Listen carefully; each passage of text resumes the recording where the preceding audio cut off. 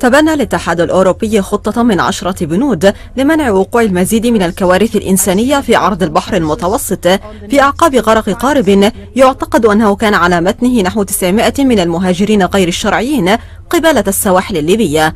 وتشمل الخطة إجراءات مدنية وعسكرية مرتبطة ببرنامج مكافحة القرصنة التابع للاتحاد الأوروبي.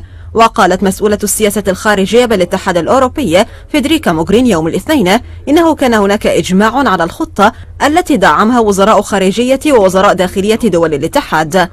وأوضحت موغريني أن الخطة تشمل تعزيز مهمة الاتحاد في النيجر لمراقبة الحدود الجنوبية لليبيا والتي يعبر من خلالها العديد من المهاجرين الأفارقة، وكذلك العمل على إعادة تسكين وتوطين اللاجئين وزيادة التعاون مع المفوضية العليا للأمم المتحدة لشؤون اللاجئين. وسببت ضخامة الأعداد التي يخشى أن تكون قد لقت حتفها صدمة في أوروبا، حيث أدى قرار تقليص العمليات البحرية العام الماضي إلى زيادة المخاطر التي يواجهها المهاجرون على ما يبدو، لكنها لم تقلص أعدادهم.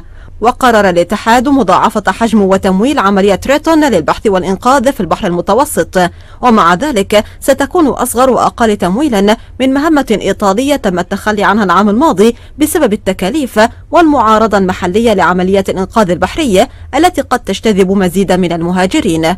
وكان الكثير من الحكومات الأوروبية قد أحجموا عن تمويل عمليات الإنقاذ خوفا من أن يشجع ذلك المزيد من الناس على محاولة عبور البحر بحثا عن حياة أفضل في أوروبا، لكن هذه الدول الآن تواجه موجة غضب بسبب موت اللاجئين. وخرجت مسيرات في عدة بلدان أوروبية منها باريس وفيينا لتأبين ضحايا مركب المهاجرين، والذين إذا تأكد مقتلهم ترتفع حصيلة ضحايا الهجرة غير الشرعية هذا العام إلى 1500 شخص. وفي فيينا تجمع أكثر من 3000 شخص منهم الرئيس هاينز فيشر في حفل تأبين للقتلى. وعادة ما تزيد عمليات الهجرة غير الشرعية في الصيف، ما يعني أن أعدادا أكبر على ما يبدو ستخوض هذه المخاطر في الأشهر القادمة. رحاب علاء، رويترز.